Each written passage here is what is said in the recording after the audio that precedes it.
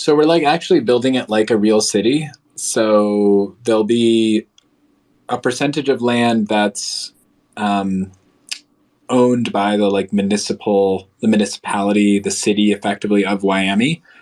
And that will be for things like concert halls, like public goods, libraries. So there's a percentage that's allocated to the city. People will be able to vote in terms of like, how do we want to actually utilize that land? A lot of it will be built out in advance, but the community will be involved in that process. We're also working with the city of Miami to determine like key locations and key spots. So you kind of think of one classification of land as like land that's like public good. It's shared. It's basically like government type land, but it won't kind of like be like the government in, reality. We'll make it like really epic. And people will have like direct participation in terms of like how resources get spent. Then you have different types of zoning and different types of neighborhoods. So there's like a ring system. So if you look at like the latest sort of aerial shots of Miami, like there's sort of these concentric rings. And as you get closer to the center of the city, it's more sort of like a business, like commercial, like high rise area.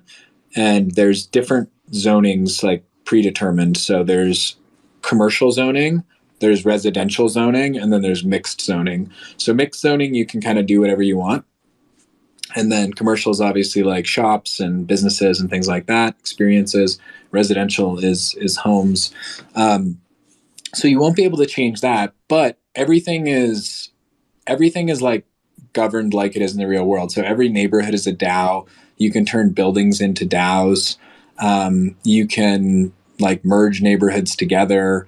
Everything's done through voting and through the Wilder DAO system that we just rolled out. So really you can kind of vote on anything to change anything.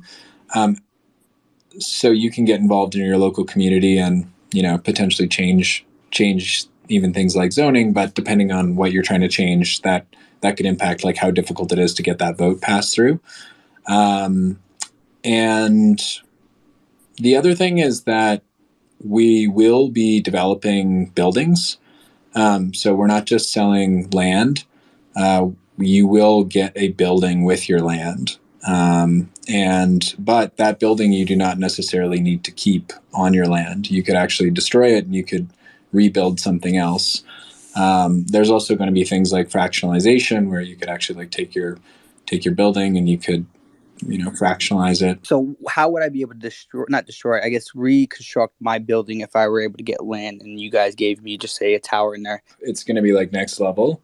But if you do want to change it, you can basically like go through a process and you can use our SDK and you can kind of you'll be able to go in and, build your own version of the building and, implement that into the real world. That it'll be easier over time to do that. The first thing that we're rolling out is like customization, more interior customization. So if you have a building, it has 10 floors in it, you could customize, kitchens, living rooms, windows. Like you could have a lot of customization in terms of like how the interior of those spaces feel, but also like the layouts and whatnot and the materials and all of that. And then the second thing we'll roll out is the building to actually like design and create your own architecture from scratch.